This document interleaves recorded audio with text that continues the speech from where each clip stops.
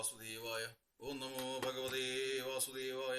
ഓം നമോ ഭഗവതേ വാസുദേവായ. ദിവ്യദർശനം തുടരുന്നു. നളകുബേര മോക്ഷം. ഒരു ദിവസം യശോദ കാലത്തെഴുന്നേറ്റ് കടക്കോലും എടുത്തുകൊണ്ട് തൈർ കലക്കാനിരുന്നു. നന്ദനന്ദനായ കൃഷ്ണൻ തലകിലുക്കിക്കൊണ്ട് വെണ്ണ കിട്ടാൻ വേണ്ടി അവിടെ വന്നു.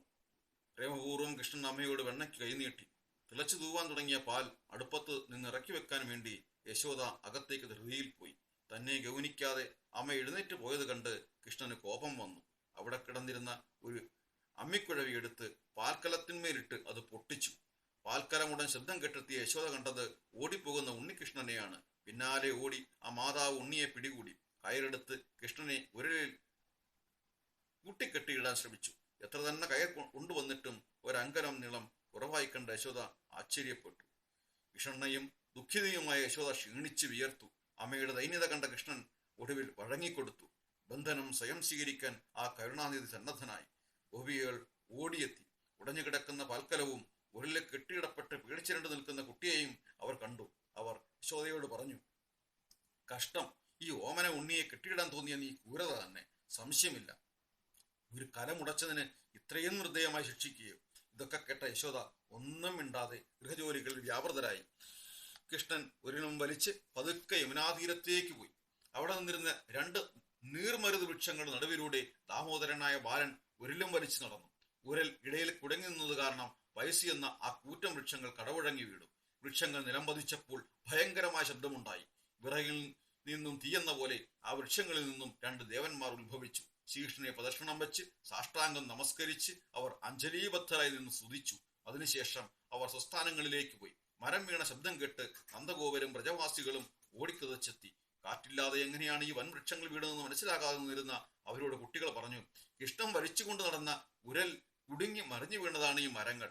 ഞങ്ങൾ കണ്ടുകൊണ്ടിരിക്കുന്നുണ്ടായിരുന്നു. അവയിൽ നിന്നും ഉണ്ടായ രണ്ട് തേജസ്സുകൾ കൃഷ്ണനെ നമസ്കരിച്ച് വടക്കോട്ടും പോകുന്നതും ഞങ്ങൾ കണ്ടതാണ്. നന്ദരാജൻ അതിലൊന്നും ശ്രദ്ധിക്കാതെ ഉരലിൽ നിന്നും കെട്ടഴിച്ച് ഉണ്ണിയെ വാരിയെടുത്തു. തന്റെ പത്നിയേൽപ്പ ശകാരിക്കുകയും ചെയ്തു. ഉണ്ണിക്ക് രക്ഷാകർമ്മങ്ങൾ നടത്തി. ബഹുലാശ മഹാരാജാവ് ഇത് കേട്ട് നാരദനോട് ചോദിച്ചു, മഹർഷേ, ആ രണ്ട് പുരുഷന്മാർ ആരായിരുന്നു? എങ്ങനെയാണ് അവർ വൃക്ഷങ്ങളായി തീർന്നത്? നാരദൻ പറഞ്ഞു, മന്ദാകിനി തടത്തിലുള്ള നന്ദനവനത്തിൽ വൈശ്രവണപുത്രന്മാരായ നളകുബേരനും മണിഗ്രീവനും വിനോദത്തിനായി പോയിരുന്നു. അപ്സരസ്സുകളും ഒത്ത് നൃത്തമാടി അവർ നഗ്നരായി ആടിയും പാടിയും വിനോദിച്ചു. വേദവിത്തായ ദേവല മഹർഷി ആ വഴിക്ക് വന്നു. മതോന്മത്തനായ അവർ മഹർഷിയെ ആദരിച്ചില്ല. ക്രോധം പൂണ്ട മഹർഷി അവരെ ശപിച്ചു. നഗ്നരായ വൃക്ഷങ്ങളെ പോലെ നിൽക്കുന്ന നിങ്ങൾ വൃക്ഷങ്ങളായി ഭൂമിയിൽ ഭവിക്കും. ദ്വാപരാന്തത്തിൽ കാളന്തി തടത്തിലുള്ള മഹാവനത്തിന്റെ വക്കത്ത് 100 വർഷം വൃക്ഷരൂപത്തിൽ സ്ഥിതി ചെയ്തതിനു ശേഷം ഗോലോകനാഥനായ ശ്രീകൃഷ്ണന്റെ സ്പർശനം മൂലം നിങ്ങൾക്ക് പൂർവ്വരൂപം തിരികെ കിട്ടും. അങ്ങനെ ദേവലശാപം മൂലം വൃക്ഷങ്ങളായി തീർന്ന കുബേരപുത്രന്മാരായിരുന്നു അവർ. ഒരിക്കൽ ശ്രീകൃഷ്ണ സന്ദർശനത്തിനായി ദുർവാസാവ് മഹർഷി വ്രജത്തിൽ വന്നു. കാളന്തിയുടെ മനോഹരമായ വനത്തിട്ടിൽ കൂട്ടുകാരുമൊത്ത് കളിക്കുന്ന കൃഷ്ണനെ മഹർഷി കണ്ടു. ദേഹം മുഴുവൻ പൊടിപുരണ്ട മുടിയെല്ലാം അഴിഞ്ഞുലഞ്ഞും ദിഗംബരനായ മറ്റു കുട്ടികളുമൊത്ത് കളിക്കുന്ന ശ്രീഹരിയെ കണ്ട് ദുർവാസാവ് വിസ്മരിതനായി തീർന്നു. അദ്ദേഹം ചിന്തിച്ചു, ഇത് നന്ദഗോപന്റെ പുത്രൻ മാത്രമാണ്. പരാൽപരനായ ശ്രീകൃഷ്ണ ഭഗവാനാൽ സ്ഥലമില്ല. ഇങ്ങനെ ചിന്തിച്ചു കൊണ്ടിരുന്ന ദുർവാസാവിന്റെ മടിയിൽ കൃഷ്ണൻ ഓടി വന്നു കയറി. മഹർഷിയുടെ മുഖത്ത് നോക്കി ഒന്ന് ഉറക്ക ചിരിച്ചു.